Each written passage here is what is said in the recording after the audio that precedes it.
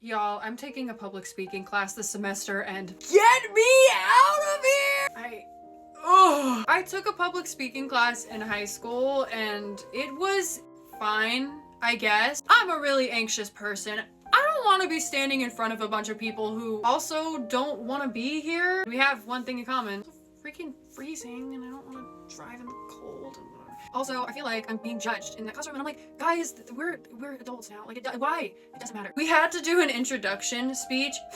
Something just flew out my face. We had to do an introduction speech for one of the recent classes and I was like, okay, I can do this. I was hyping myself up in my head. I was like, you know what? I'll try and be a little bit different. I'll try to be a little bit funny with it. I'll try to be a little bit silly with it. I don't think anyone thought I was funny. One of the things we had to talk about at the end was like, oh, 3 traits that describe you. For context, I'm 5'11", maybe 6 foot, so I'm a tall girl. I'm a tall girl, okay? That's usually what everyone first notices about me because I tower over everyone. I am the BFG, the big friendly giant, as one might say. It's like, I'll go up there, I'll be like, okay, people describe me as creative, shy, and when I get a lot, tall. The crowd was not having it. I did go like second to last and I was stressing out at that point because the professor to the person before me was like, all right, we gotta hurry this up. So I was like, that's great. I will be honest though, public speaking class might not be that bad. I like to yap. I do TikTok, I do YouTube. I like to yap about things I find interesting. We can do that. We can do that. So one of the things is an informative speech. And I remember for my informative speech in like high school, I talked about dance moms for like a good couple of minutes. Honestly,